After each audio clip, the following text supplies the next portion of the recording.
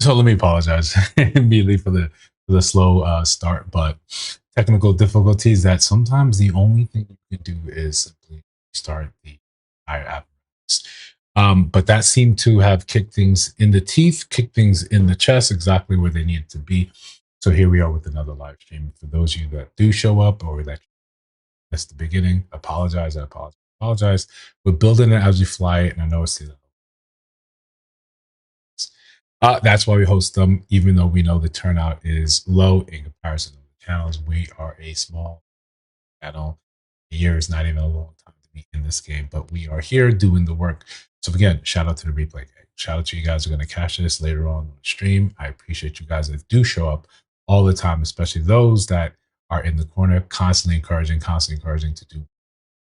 So we're experimenting with some things. We got the videos with American Greed, themed-esque. Right? Now we don't want to trip. We don't want to offend anyone. TNBC over there. It's just for the pure love of the game. Right? And I think we sometimes have to be cognizant of when we do things simply because it's for the love of the game. That's again how we get better. But we're going to jump into this. First of all, a little housekeeping. If you're new here, like the stream, subscribe to the channel. That's one of the best ways you can, actually support outside of you just sharing the video and telling a bunch of your friends, hey, listen, we got some content over here. We're not screaming about each other, trying to take people's heads off. Again, for those of you that show up again and again each week to watch us build this thing, I appreciate you. We had a stream earlier today. We're just talking about a couple of different things, mainly about the parasocial relationships we have with celebrities. And the main theme, the main takeaway from that is that your attention is highly valuable. So where you spend it, where you constantly spend it matters.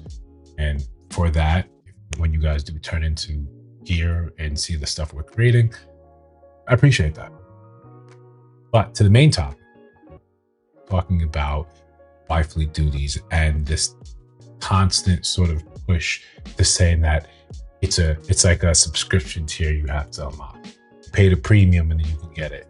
We've seen content creators, we've seen people of young or as old, saying the very same things, that you have to be this in order to grab this, right? You have to show this in order for you to get X, Y, Z. When we want to think about this in a very small sort of ideal, that in order for me to evaluate whether or not you're someone I want to, I have to see those qualities. But if it's behind the paywall, think about how you guys feel whenever you come across an article that you're highly interested in. You're like, oh shit, this is gonna be dope, right? This is for the nerds. This is for the nerds. You come across an article, you're like, yo, I can't wait to read this. I can't wait to sink my proverbial teeth into this thing. And then it's like, hey, before you do, you got to pay for this. Here's a subscription. You're like, yo, no, I'm going to go somewhere else.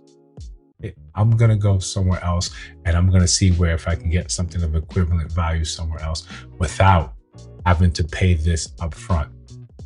Now, let's be clear. It's not as if we're saying people are unwilling to pay. I think men understand that. I don't want to have that conversation that the real men over here get that. We're talking about men understand that you got to pay to play, and not in the sense of them buying this sort of luxury. You understand that you have to pay in order to say, hey, let's go on this date. Let's do our thing together. You got to pay. You may not like it. I didn't like it when I learned this for the real truth. I can't tell it Netflix and chill. Netflix wasn't even invented back then when I started, this dating game. I didn't want to hear the truth. I got to take some time to get better at this shit. I got to take some time to get better as a man so I can get the better options. No one wants to hear that. But listen, let's just set that aside. You got to pay. You can disagree. You don't have to like it. You got to pay. So whether or not you want to acknowledge it, you do pay. So men are willing to pay. They just have to see that it is worth it. We want a little peek behind the curtain. We want to see, hey, this is what I'm purchasing.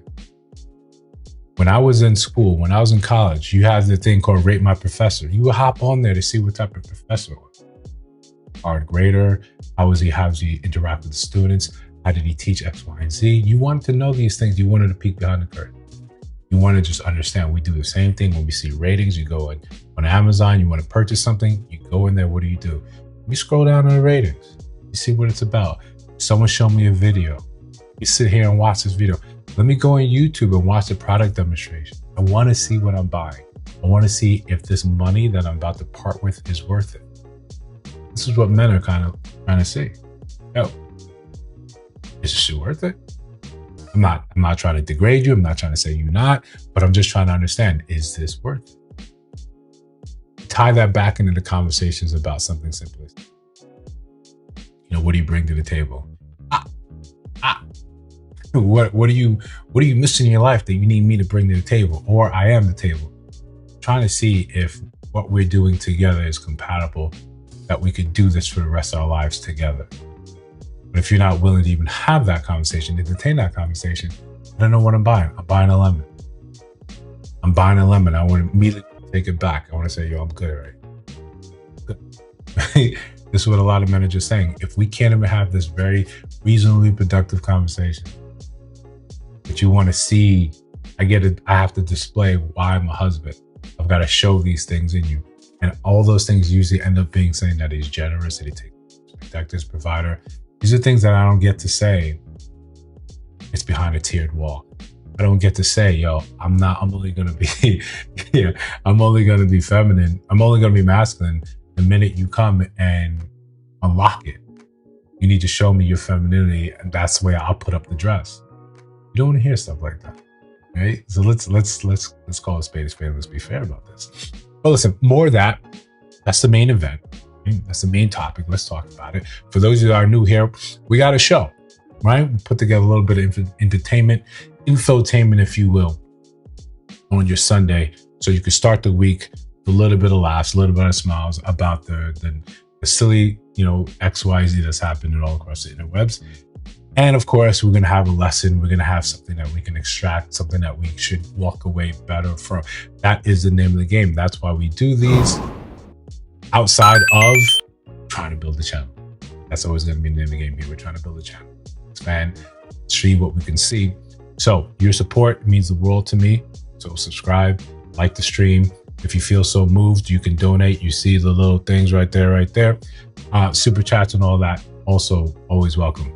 So the Sunday show is for the subscribers. It's for the people that have been here, the day ones, the ones that support. Rather than it just being, it's like, let's laugh. Let's have a good time. The breakdown, love and money. Agree or disagree, right? Crashing out, and then let's talk about it. That's how we get through this. That's how we make sense of this. So love and money, the intersection between love and money. We're going to get about. That was supposed to do something. Let's go.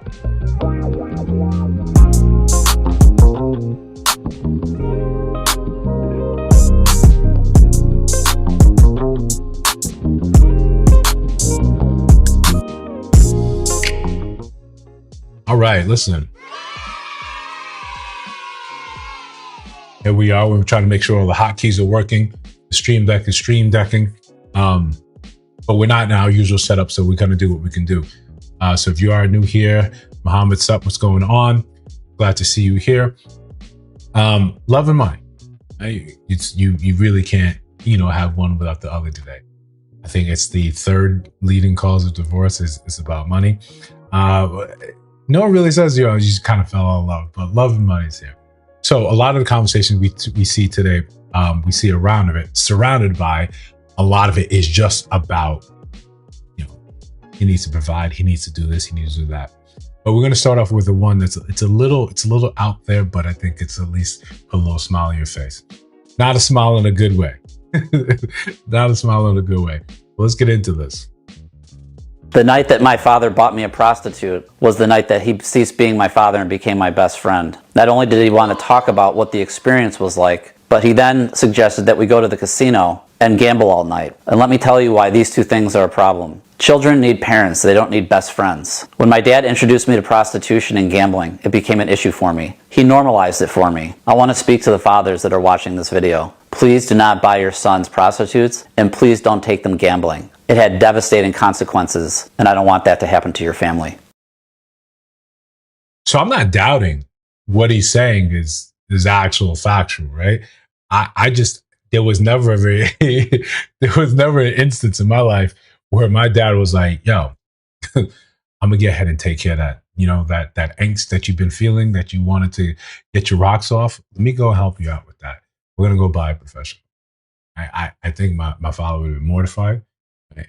Outside of, you know, sending me back, you send me to Nigeria to say, you got to exercise whatever demons you got in you right now, because I can't do nothing with that. I don't doubt what he's saying. Are you saying your father like introduced you to prostitutes, want to be your friends? The takeaway here is about being your child's friend.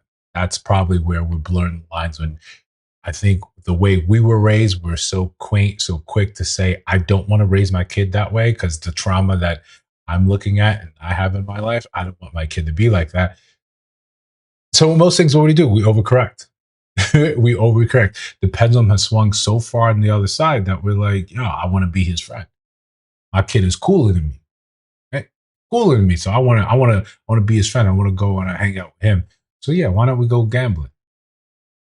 Now, would I have loved for my father to teach me about poker and stuff like that? That would be cool. But yeah, I think where we play? Tic-tac-toe, we play checkers. Right? That, and I still remember the day I finally beat my father in checkers. But yeah, there was no talks about gambling. There was no talks about prostitution. So, maybe I missed out. Maybe I missed out. I can understand how that could ruin your life, and we can ask Tiger Woods because he had a very, very similar situation with his father. But all right, again, just a little out there, a little plus smiley face, so we're gonna move on.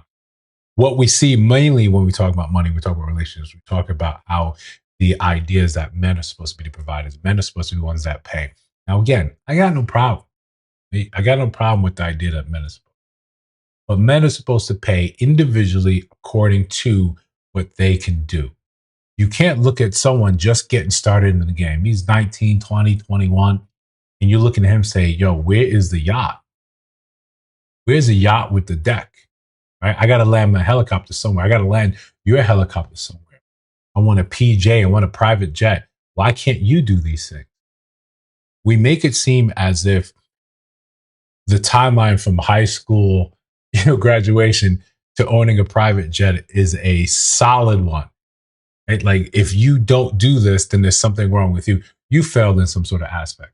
Something's wrong with you. No, realistically, most people are never going to get close enough to sniff a private jet, let alone see it take off.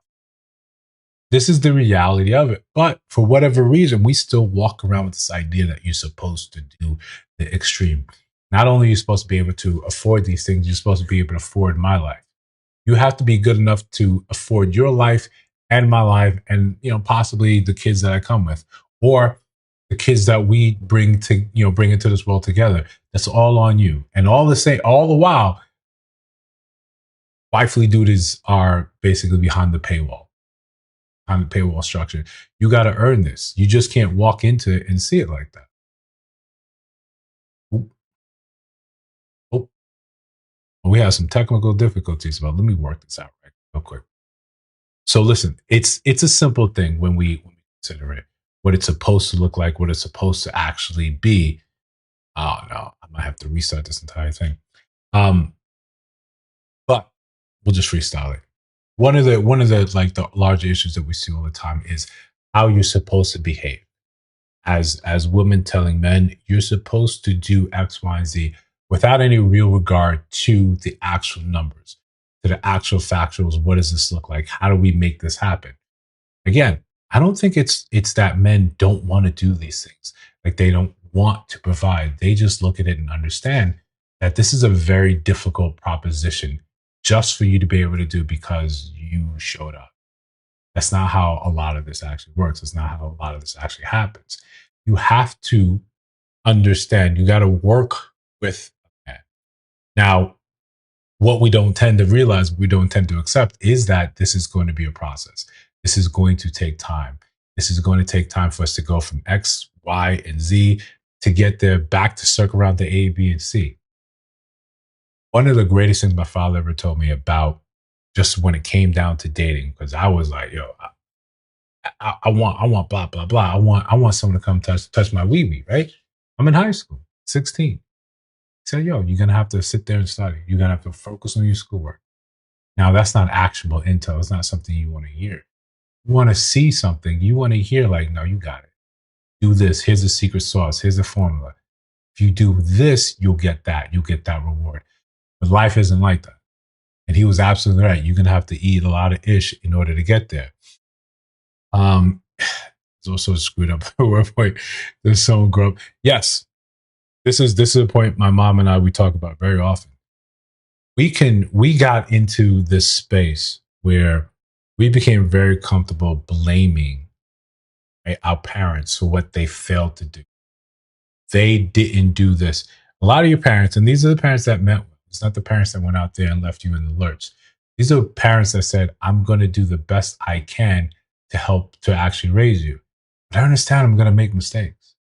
That's a normal function. I'm going to get a lot of these things wrong. Okay. We need to understand our parents are human. You got to give them some grace. So when you come up in your big age and you understand, yeah, man, it's all this is all kinds of effed up. All this is all kinds of messed up. Okay, I get that. So what do you want to do about it? Outside of continuing to blame your parents, what are you supposed to do about that? How do we fix that? How do we rectify that? You need to get help on your own. You need to seek and find where that is in order to do better for yourself. You don't just get to sit there and claim and constantly bicker and say, no, they let me down, they let me down, they let me down. You get that. I understand that. Your parents are probably trying to do their best, but they were flawed creatures and they created a flawed creature and poured a lot of their flaws into you. Not because they meant to, but because they simply didn't know better. Their life, right, that they try to prepare you from, they're trying to prepare you for a world in which they grew up in, but they see that it's changing, but they can't anticipate these changes. It's the same thing when you watch someone from another generation trying to work the latest technology. You see a grandfather on Snapchat, you're like, what is happening? It's not something you see, it's incongruent. Because they have a limit to say, this is what my life looks like, this is how it works. It doesn't have to move any further. This is what makes sense for us. Then you try to switch that around, try to make it seem, no. The parents are doing their best. Just like the rest of us are hopefully doing our best. In that note, listen, guys, stick around. I gotta restart OBS real quick. It's having some hiccups.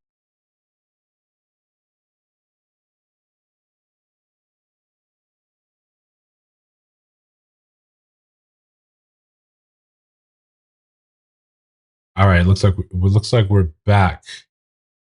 Let me know if you guys actually see this right now. You know what? Maybe the smart thing to do. We're gonna restart the entire stream. That way, I think the algorithm can give us an actual genuine push. So let's try that.